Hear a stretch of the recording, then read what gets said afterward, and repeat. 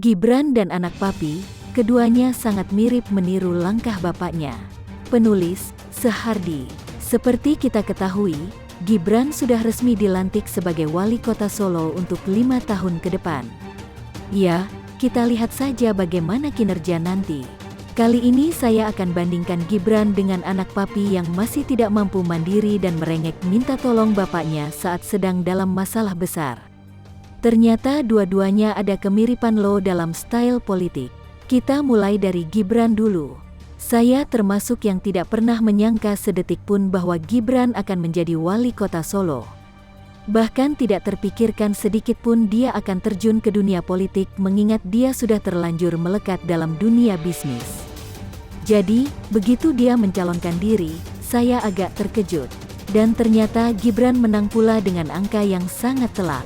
Mirip Jokowi. Setelah dia jadi wali kota, spekulasi mulai bermunculan bahwa dia akan menuju DKI dan bahkan mencalonkan diri sebagai calon presiden. Saya sendiri meyakini itu. Arahnya sudah mulai terlihat sejak diumumkan menang pilkada. Bahkan, kemungkinan besar, Gibran akan mengambil jalan yang sama dengan Jokowi. Awalnya sudah terlihat dimulai dari pilkada Solo. Sekarang tinggal menunggu kinerja apakah setidaknya bisa menandingi Jokowi atau bahkan melebihinya. Kalau berhasil, menuju DKI tinggal menunggu waktu, entah kapan. Dan seperti yang saya katakan berkali-kali, siapapun yang berhasil meraih kursi DKI 1 hampir bisa dipastikan akan melirik kursi RI 1. Menurut saya, wajar saja kalau dia meniru cara yang sama seperti Jokowi asalkan kinerja juga tidak kalah hebat. Dia bakal menjadi the next Jokowi. Langkah pertama sebagai wali kota Solo sudah dimulai. Bahkan Gibran, kalau saya melihat, tidak pernah meminta bantuan Jokowi untuk mempromosikan dan mengampanyekan dirinya, karena memang tidak boleh sih, hehehe. Gibran sejak berbisnis pun sudah begitu, tidak menebeng popularitas Jokowi. Berusaha sendiri dan mandiri. Beda halnya dengan anak papi yang suka prihatin itu. Kalau Gibran memulai dari nol, tanpa campur tangan bapaknya, anak papi ini terkesan manja bahkan agak tidak tahu malu. Tidak punya pengalaman, malah didorong untuk naik langsung ke pucuk kursi teratas. Ibarat lulus SD aja belum, malah mau jadi mahasiswa. Memang terbukti kok, di pilkada kalah telak di putaran pertama. Jadi ketua umum partai pun agak dipaksakan. Seperti yang kita ketahui, papi ini selama ini dianggap dizalimi bukan? Ternyata setelah mantan kadernya bongkar bobrok partai dengan mengatakan soal kecolongan 2 kali, barulah ketahuan kalau orang ini hanya memainkan politik pencitraan dizalimi agar dapat simpati. Dan sekarang partainya mendapatkan masalah soal upaya kudeta untuk melengsarkan posisi anaknya. Dijuallah isu ini ke publik, sambil menyeret Jokowi agar lebih dramatis dan mengundang perhatian masif. Apalagi kalau bukan untuk menciptakan drama terzalimi versi baru. Tujuannya bisa terlihat jelas, ingin menaikkan elektabilitas biar makin dikenal. Mirip kan, yang satu memainkan drama dizalimi. Anaknya pun sekarang dizalimi. Arah jalan yang persis antara anak dan bapak. Makanya saya bilang Gibran dan anak papi ini mirip dalam hal meniru langkah bapaknya. Yang satu mandiri, dengan memulai dari nol. Yang satu lagi play victim dan masih berharap bantuan bapaknya. Kalau pembaca sering membandingkan antara Jokowi dengan mantan prihatin tukang bikin lagu itu, maka kalian akan menemukan pola yang sama antara Gibran dengan anak papi ini. Mirip bahkan sangat sinkron. Jadi, sangat jelas bedanya antara mereka berdua. Yang satu memulai sendiri tanpa bantuan orang tua, yang satu lagi harus didongkrak agar dapat berkuasa. Menggelikan banget yang satu ini. Tak mampu tapi harus tetap naik. Kalau cuma posisi ketum partai sih tidak masalah. Mau jalankan politik dinasti dan main pecat siapapun yang tidak setuju, tidak ada yang peduli. Tapi kalau sudah ranahnya pemimpin negara, orang model begini tidak pantas dan tidak layak.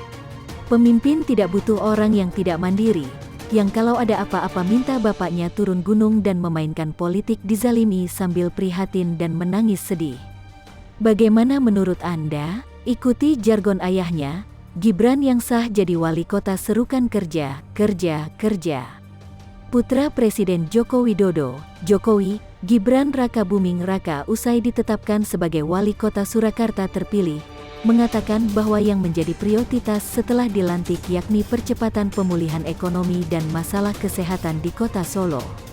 Saya bersama wakil wali kota terpilih, Teguh Prakosa, ke depan menjadi mitra di pemerintahan kota Surakarta untuk kerja, kerja, dan kerja, katanya, Kamis.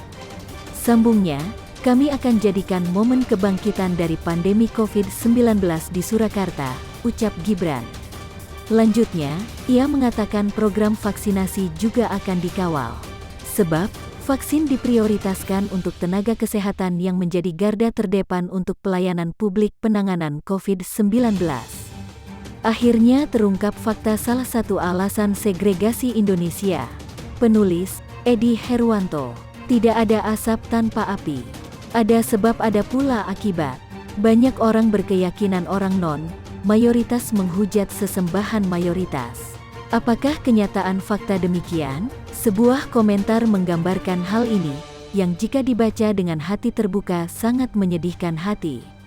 Demikian bunyinya, saya hanya menyarankan lebih baik non-muslim tidak ikut campur urusan dalam agama Islam, tidak mengkritik doktrin dan ajaran yang ada di Islam.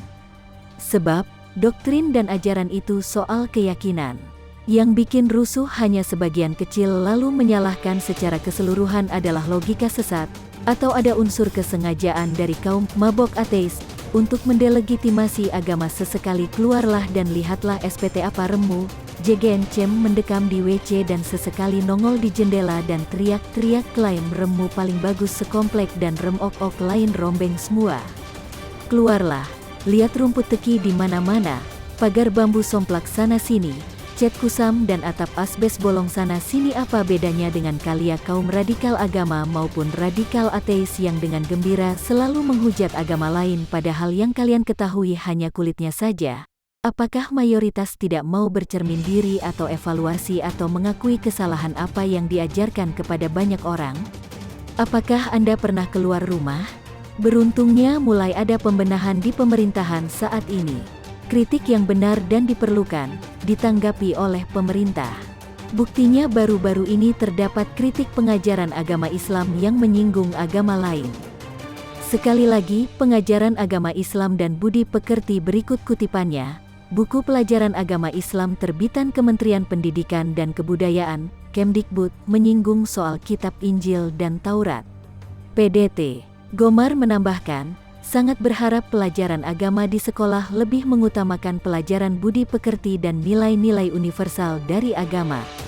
Pelajaran agama yang dogmatis di ruang publik hanya akan menciptakan segregasi, bahkan bisa menciptakan permusuhan. Itu sebabnya, pendidikan agama dalam bentuk ajaran dogma sebaiknya dilakukan di ruang privat, keluarga dan rumah ibadah dan tidak di sekolah. Ini menjadi pernya Menteri Agama dan Menteri Pendidikan untuk membenahinya. Kenapa setelah bertahun-tahun buku ini tetap terbit dan diajarkan di sekolah tentang agama Islam ini? Buku yang bukannya berbicara tentang agama Islam malah agama lain? Hasilnya adalah, seperti yang dikatakan terdapat segregasi, pemisahan, permusuhan dari pemeluk agama Islam dengan pemeluk agama lain. Apa yang diajarkan itulah yang dilakukan.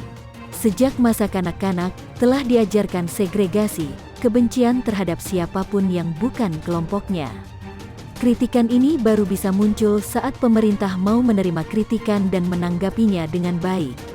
Beruntunglah saat ini masih banyak pengkritik yang masih hidup termasuk saya. View. Apakah seluruh tindakan pemerintah, tindakan manusia itu sempurna? Ternyata tidak. Makanya dibutuhkan kritikan yang membangun. Bukan pembungkaman kritikan yang membangun yang dibutuhkan, tapi pembenahan ajaran dan tindakan dari seluruh warga negara termasuk pemerintah, pendidik, aparat penegak hukum, legislatif, yudikatif dan semua elemen masyarakat. Tentu saja warga negara yang mengetahui apa yang dapat dibangun menjadi lebih baik akan bijak untuk menyampaikan kritiknya dan diusahakan Indonesia menjadi lebih baik. terutama dengan revisi ajaran-ajaran yang bukan membangun budi pekerti malah kebencian terhadap kelompok lain. Seperti kutipan, "Kamu kan tidak baca Al-Quran." Well, dari satu buku bisa muncul yang ramah seperti Gus Durian, bisa juga bengis seperti teroris jihadis Islamis. Semua bermula dari ajaran, baik di sekolah maupun di rumah, begitu juga dengan lingkungan sekitar. Ajarkanlah yang baik maka hidup akan baik, ajaran yang buruk menghasilkan keburukan.